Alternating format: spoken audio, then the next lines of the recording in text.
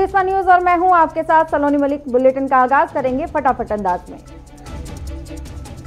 कृषि कानूनों के खिलाफ किसानों का आंदोलन जारी है। दिल्ली की सीमाओं पर कड़ाके की ठंड के बीच भी किसान अपनी मांगों को लेकर डटे हुए हैं। आज किसानों के धरना प्रदर्शन का 22वां दिन है। आज इस मसले पर सुप्रीम कोर्ट में लगातार दूसरे दिन सुनवाई होनी है। यूपी गेट पर आज करीब 10 खाप पंचायतों के किसान जुटेंगे। इस दौरान भारतीय किसान यूनियन के राष्ट्रीय अध्यक्ष नरेश टिकैत के नेतृत्व में बड़ी पंचायत कर आंदोलन को मजबूत करने के लिए रणनीति बनाई जाएगी। इसके साथ ही 18 दिसंबर को किसान एक बार फिर से भूख हड़ताल कर अपनी मांगों को लेकर सरकार के सामने रखेंगे। वहीं 20 दिसंबर को शहीद किसानों के सम्मान में श्रद्धांजलि सभा का आयोजन किया जाएगा।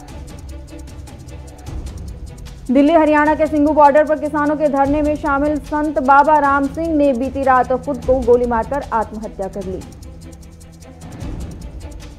संत बाबा राम सिंह के पास से एक सुसाइड नोट भी सामने आया है, जिसके मुताबिक संत बाबा राम सिंह ने किसानों पर सरकार के जुल्म के खिलाफ आत्महत्या की है। संत बाबा राम सिंह की मौत पर कांग्रेस के पूर्व अध्यक्ष राहुल गांधी ने बाबा राम सिंह को श्रद्धांजलि देने के साथ मोदी सरकार पर निशाना साधा। राहुल गांधी ने कहा कि कई किसान अपने जीवन की आहुति दे चुके हैं। मोदी सरकार क्रूरता की हर हद पार कर चुकी है। वहीं कांग्रेस प्रवक्ता रणदीप सुरजेवाला ने भी शोक जताते हुए कहा कि हे राम, ये कैसा समय, ये कौन सा युग जहां संत भी व्यथित हैं। दिल्ली के मुख्यमंत्री अरविंद केजरीवाल ने कहा है कि संत बाबा राम सिंह जी की आत्मा को खबर बेहद पीड़ादायी है। इस दुख की घड़ी में उनके परिवार के प्रति संवेदनाएं। केंद्र सरकार ने एक पुस्तिका जारी की है, जिसमें मोदी सरकार का सिखों से कितना गहरा नाता रहा है, ये जताने की कोशिश की गई है। किसान आंदोलन के बीच मोदी सरकार ने गन्ना किसानों के बकाया भुगतान के लिए चीनी के अतिरिक्त स्टॉक को शून्य करने के लिए 60 लाख टन चीनी निर्यात करने का फैसला लिया है। मोदी सरकार 3500 करोड़ रुपए की सहायता राशि के जरिए चीनी मिलों पर बकाया के भुगतान के तौर पर सीधे 5 करोड़ किसानों के खातों में जमा कराएगी। मोदी सरकार इसे गन्ना किसानों को राहत देने का कदम बता रही है, लेकिन किसान संगठन इसे किसानों के ज्यादा चीनी मिल मालिकों को देने के राहत पैकेज बता रहे हैं। बीजेपी किसान सम्मेलन के जरिए किसानों को साधने में जुटी हुई है। इसी बीच आज बरेली में यूपी सीएम योगी आदित्यनाथ किसानों को संबोधित करेंगे। किसान वेलफेयर सोसाइटी पाली की याचिका पर राजस्थान हाई कोर्ट ने किसानों को एमएसपी नहीं मिलने के मुद्दे पर केंद्र और राज्य सरकार को नोटिस जारी किया है। केंद्रीय गृह मंत्रालय ने खालिस्तानी संगठनों और इससे जुड़े एनजीओ पर कार्रवाई के लिए एक टीम गठित की है, जो ऐसे संगठनों को मिलने वाली विदेशी फंडिंग साथ ही आतंकी गतिविधियों पर नजर रखेगी। प्रधानमंत्री नरेंद्र मोदी और उनकी बांग्लादेशी समकक्ष शेख हसीना ने आज वीडियो कॉन्फ्रेंसिंग के जरिए द्विपक्षीय चर्चा की। इस ऑनलाइन सम्मेलन के दौरान भारत और बांग्लादेश के बीच 55 साल बाद सीमा पार रेलवे लाइन बहाल करने को लेकर सहमति बनने पर चर्चा हुई। अमृतसर के अटारी बॉर्डर पर सीमा सुरक्षा बल के जवानों ने बीती रात घुसपैठ की कोशिश कर रहे 2 पाकिस्तानियों को ढेर कर दिया। जानकारी के मुताबिक कोहरे की आड़ में 2 घुसपैठिए घुसने की कोशिश कर रहे थे, तभी बीएसएफ ने चेतावनी दी। चेतावनी के बाद फायरिंग शुरू हो गई, जिसमें मौके पर दोनों मारे गए। जम्मू कश्मीर के अनंतनाग जिले में सुरक्षा बलों और आतंकियों के बीच मुठभेड़ हुई। इस दौरान घायल अवस्था में एक आतंकी को गिरफ्तार किया गया। बीजेपी के राष्ट्रीय महासचिव कैलाश विजयवर्गीय ने बड़ा बयान दिया है। विजयवर्गीय ने कहा है कि मध्य प्रदेश में कमलनाथ सरकार गिराने में अगर किसी की महत्वपूर्ण भूमिका थी तो वो नरेंद्र मोदी की थी। कैलाश विजयवर्गीय के बयान पर कांग्रेस ने प्रतिक्रिया देते हुए कहा है कि हमारे आरोपों की पुष्टि खुद कैलाश विजयवर्गीय ने कर दी है। पश्चिम बंगाल में टीएमसी के दिग्गज नेता शुभेंदु अधिकारी के एमएलए पद से इस्तीफा देने के बाद सियासी हलचल बढ़ गई है। बताया जा रहा है कि शुभेंदु अधिकारी बीजेपी का दामन थाम सकते हैं। इसी बीच सीएम ममता बनर्जी ने बिना नाम लिए शुभेंदु अधिकारी पर हमला बोला है। उन्होंने कहा है कि टीएमसी एक बरगद के पेड़ की तरह है, एक दो लोगों के जाने से कोई फर्क नहीं पड़ता। दिल्ली सरकार राज्य में रहने वाले बेघर लोगों के लिए जल्द ही फ्लैट आवंटन की प्रक्रिया शुरू करेगी। सीएम केजरीवाल ने इस संबंध में सत्येंद्र जैन और ड्यूसिब के अधिकारियों के साथ महत्वपूर्ण समीक्षा बैठक की। सीएम ने ड्यूसिब को निर्देश दिया कि अभी तक जितने फ्लैट बन चुके हैं उन फ्लैट को पात्र झुग्गी में रह रहे लोगों को जल्द से जल्द आवंटित किया जाए। सीएम योगी जेवर में बनने वाले देश के सबसे बड़े जेवर एयरपोर्ट के डिजाइन लोगों के नाम पर कल सुबह मुहर लगाएंगे। सीएम शिवराज ने कैबिनेट मंत्रियों को नसीहत देते हुए कहा है कि अब क्रिकेट की तरह 2020 फॉर्मेट में काम करना होगा, यानी कैबिनेट को ताबड़तोड़ अंदाज में फैसले लेने होंगे और उन फैसलों को अमली जामा पहनाना होगा। सुप्रीम कोर्ट को कोलेजियम की बैठक में बाद देश के 5 हाई कोर्ट को नए चीफ जस्टिस मिलने जा रहे हैं। 5 में से 2 तो दिल्ली हाई कोर्ट से ही हैं। सभी राष्ट्रीय राजमार्ग जो चीन की सीमा तक जाने के लिए फीडर सड़कों के रूप में हैं या राष्ट्रीय सुरक्षा के लिए रणनीतिक महत्व रखते हैं, उन्हें 10 मीटर यानी 32 फीट से ज्यादा चौड़ा किया जाएगा। मध्य रेलवे ने वातानुकूलित लोकल ट्रेनों की आज से शुरुआत कर दी है। आज कुर्ला से सीएसटी के लिए पहली एसी लोकल ट्रेन सुबह रवाना की गई। देश में कोविड-19 के कुल मामले बढ़कर 99,56,598 हो गए हैं। वहीं अब तक कोरोना की वजह से 1,44,451 मरीजों की मौत हो गई है। केंद्रीय स्वास्थ्य मंत्रालय की ओर से जारी आंकड़ों के मुताबिक पिछले 24 घंटे में 24,010 नए मामले सामने आए हैं, जबकि इस दौरान 355 लोगों की मौत हो गई है। कश्मीर से लेकर उत्तराखंड हिमाचल तक बर्फबारी का दौर जारी है। भारी बर्फबारी से मैदानी इलाकों में शीतलहर चल रही है, जिसने दिसंबर में सर्दी के रिकॉर्ड तोड़ दिए हैं। ताजा बर्फबारी के बाद कश्मीर के गुलमर्ग में तापमान 0 से 11 डिग्री नीचे पहुंच गया है। वहीं कुल्लू घाटी में पारा 0 से 7 डिग्री नीचे दर्ज किया गया है। दिल्ली से सटे इलाके में भी सर्द हवाओं की चपेट में आ गए हैं। सुबह के वक्त सड़कों पर रोजाना घना कोहरा देखने को मिल रहा है। राजधानी दिल्ली में लगातार बढ़ रही ठिठुरन के बीच मौसम विभाग ने भविष्यवाणी की है कि आने वाले दिनों में कड़ाके की ठंड पड़ने वाली है। आपके मोबाइल फोन से लेकर टीवी तक के सिग्नलों का स्तर सुधरने वाली कम्युनिकेशन सैटेलाइट CMS-1 को आज लॉन्च कर दिया जाएगा।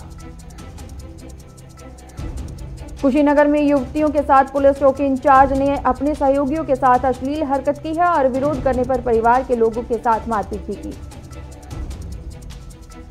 चामराजनगर के जिलाधिकारी कार्यालय पर किसानों ने केंद्र सरकार के खिलाफ धरना प्रदर्शन किया और कृषि कानूनों को वापस लेने की मांग की।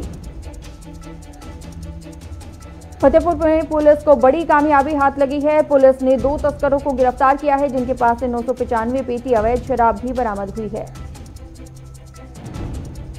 छत्तीसगढ़ सरकार के 2 साल पूरे होने पर विधायक इंद्रशाह मंडावी ने सरकार को उपलब्धियां गिनाई और कहा कि हमारी सरकार ने सभी वर्गों के विकास के लिए कदम उठाए हैं। मधुबनी में प्रमंडल आयुक्त मयंक बरबरे ने बाबू बरही प्रखंड मुख्यालय में विभिन्न कार्यालयों का निरीक्षण किया। पूर्व सांसद पप्पू यादव ने अफरत राइस मिल के मालिक राकेश गुप्ता के परिजनों से मुलाकात की और उन्हें ढांढस बधाया।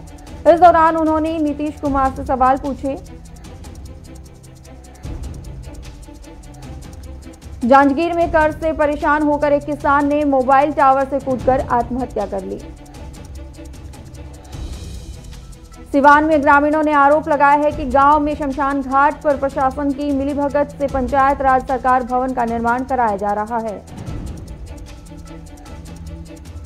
बिहार के कटिहार में पुलिस ने 5 अफगानिस्तानी नागरिकों को गिरफ्तार किया है। पुलिस ने इनके पास से 5 लाख रुपए तक के लेन देन से संबंधी कागजात बरामद किए हैं। बलौदाबाजार में बीजेपी सांसद सुनील सोनी ने प्रेस कॉन्फ्रेंस की। इस दौरान उन्होंने कहा कि कृषि कानूनों से किसानों को फायदा होगा।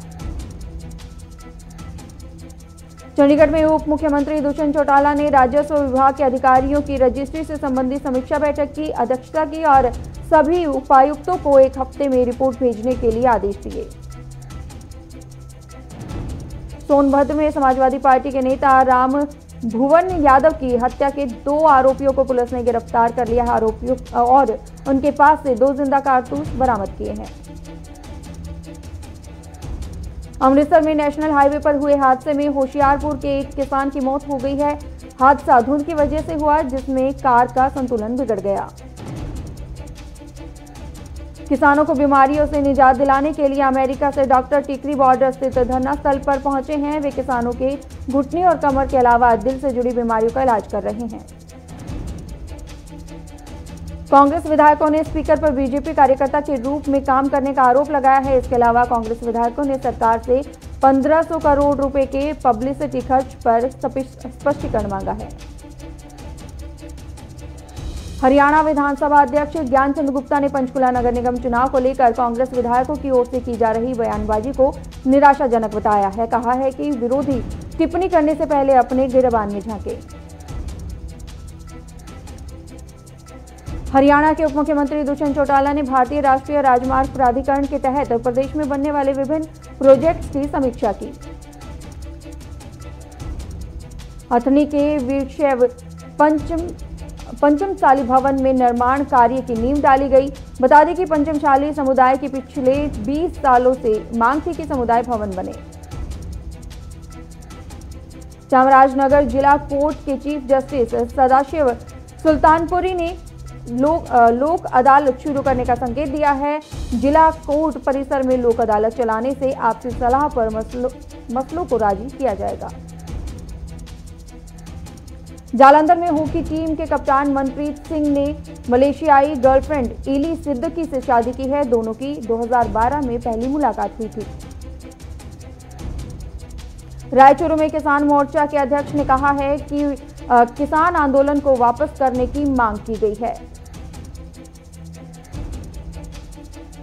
आपको बता दें कि उत्तराखंड में पुलिस के 112 बेड़े में जल्द ही पेट्रोलिंग के लिए 100 स्कॉर्पियो गाड़ियों को शामिल किया जाएगा। ऐसे ही कई महत्वपूर्ण प्रस्ताव को गृह सचिव ने मंजूरी दी है।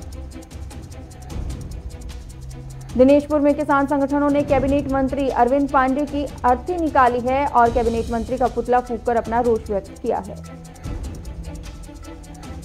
फतेहगढ़ साहिब में पंजाब युवक विकास बोर्ड के चेयरपर्सन इंजीनियर की अध्यक्षता में मीटिंग हुई। इस मौके पर उन्होंने कहा कि मैं सूबे के नौजवान वर्ग के साथ खड़े हैं और उनसे बेहतरीन और उज्जवल भविष्य के लिए दृढ़ संकल्प है।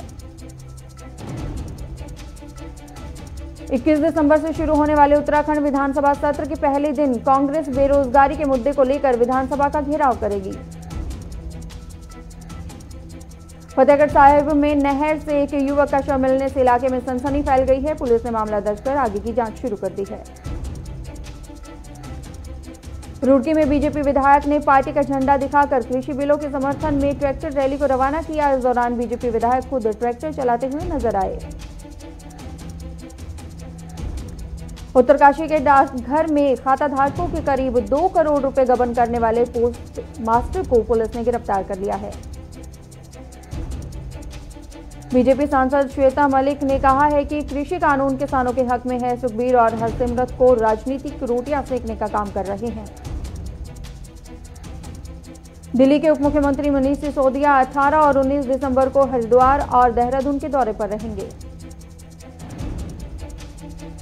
सेंसेक्स 108 अंकों की तेजी के साथ 46,774 पर और निफ्टी 31 अंकों की तेजी के साथ 13,713.55 पर खुला है।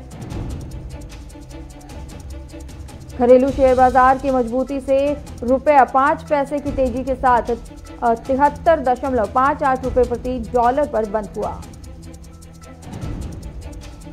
व्हाट्सएप ने डिजिटल पेमेंट सेवा शुरू कर दी है। इसके लिए कंपनी ने देश के प्रमुख 4 बैंकों के साथ साझेदारी की है। इंस्टाग्राम ने भारत में इंस्टाग्राम लाइट ऐप लॉन्च किया है। ये ऐप एंड्रॉयड फोन यूजर्स के डाटा की बचत करेगा। क्रिप्टो करेंसी बिटकॉइन इस साल रिकॉर्ड लेवल पर पहुंच चुका है। इसमें 4.5% की बढ़ोतरी हुई है और इसके साथ ही बिटकॉइन की कीमत 15 लाख रुपए प्रति यूनिट पर पहुंच गया है। आरबीआई के गवर्नर शशिकांत दास ने कहा है कि साइबर सिक्योरिटी और डेटा प्रोटेक्शन से जुड़े मुद्दों को सुलझाना आवश्यक है। उन्होंने वित्तीय समावेश के लिए इसे जरूरी करार दिया है। अमेरिका ने भारत के प्रति सख्त रुख दिखाए हैं। भारत को करेंसी मैनिपुलेटर्स यानी मुद्रा में हेरफेर करने वाले देशों की निगरानी सूची में डाल दिया है। देश के निर्यात में नवंबर में बड़ी गिरावट दर्ज की गई है। नवंबर में ये 8.74 गिरकर 23.52 करोड़ डॉलर के मूल्य के बराबर पहुंच गया। आईएलओ की रिपोर्ट के अनुसार एशिया प्रांत क्षेत्र में कोरोना महामारी से 81 मिलियन लोगों ने अपनी नौकरी गंवाई है। 4 साल बाद सरकार एक बार फिर से टेलीकॉम स्पेक्ट्रम की नीलामी करने वाली है। ये नीलामी मार्च में ही की जाएगी। दुनिया भर में कोरोना संक्रमितों का आंकड़ा 7 करोड़ 45 लाख के पार पहुंच गया है, जबकि कोरोना की चपेट में आने से 16,54,000 से ज्यादा लोगों की मौत हो चुकी है। पिछले 24 घंटे में 7,11,000 नए मामले सामने आए हैं और 13,363 संक्रमितों की जान चली गई। WHO ने चेतावनी दी है कि 2021 की शुरुआत में यूरोप में कोरोना वायरस की फिर तबाही मचा सकता है। अमेरिका के नवनिर्वाचित राष्ट्रपति जो बाइडेन ने ऐलान किया है कि वे अगले हफ्ते सार्वजनिक रूप से कोरोना वैक्सीन लाएंगे।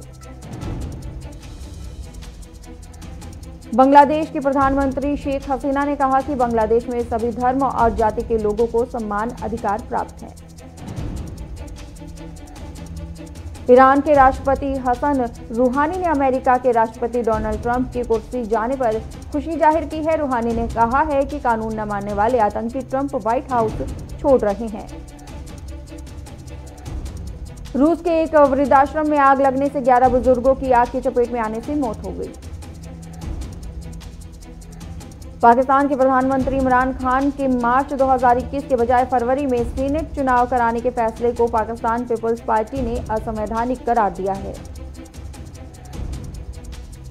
चीन का चंद्रयान यांग E5 चांद की सतह से चट्टानों और मलबे के नमूने लेकर धरती पर लौट आया है। अमेरिकी संसद ने 740 अरब डॉलर का रक्षा नीति विधेयक आधिकारिक रूप से पारित किया है। इसमें LAC पर भारत के खिलाफ चीन की आक्रामकता का विरोध भी शामिल किया गया है। सरोज खान की बायोपिक में माधुरी दीक्षित ही सरोज खान की भूमिका निभाएंगी, क्योंकि माधुरी के डांस मूव का श्रेय सरोज खान को ही जाता है। कंगना ने ट्विटर पर लिखा है कि किसानों को भड़काने वाले प्रियंका चोपड़ा और दिलजीत गायब हो गए हैं, तो उस पर दिलजीत ने फिर से कंगना पर तंज कसते हुए कहा है, कुछ तो शर्म करो। राजकुमार राव की शर्टलेस फोटो पर फैंस फिदा हुए हैं। बधाई दो के लुक में के लिए एक्टर जिम में कड़ी मेहनत कर रहे हैं। फिल्म एग्जीबिटर अक्षय राठी ने कहा है कि कितनी बेहतरीन बात है कि अक्षय कुमार इतने समय में एक फिल्म भी खत्म कर लेते हैं, जबकि इतने समय में दूसरे कलाकार सिर्फ कुछ सीक्वल से सीख पाते हैं। पेटा ने एक्टर सोनू सूद और एक्ट्रेस श्रद्धा कपूर को 2020 में इंडिया का हॉटेस्ट वेजिटेरियन घोषित किया है। बता दें कि यही अवार्ड पीएम मोदी और बिग बी भी जीत चुके हैं। पूर्व बल्लेबाज लक्ष्मण ने कहा है कि विराट कोहली को सुधार की जरूरत है। वो फील्डिंग सेट करते वक्त थोड़ा सजग रहें और साथ ही टीम में भी लगातार बदलाव करते रहें। पहला टेस्ट मैच में KL राहुल को प्लेइंग 11 में जगह नहीं मिली है और उनकी जगह प्लेइंग 11 में हनुमान विहारी को मौका दिया गया है। विराट कोहली का कहना है कि उनका व्यक्तित्व नए भारत का प्रतिनिधित्व करता है, जहां पर कोई चुनौती से लड़ना चाहता है और विजय होना चाहता है।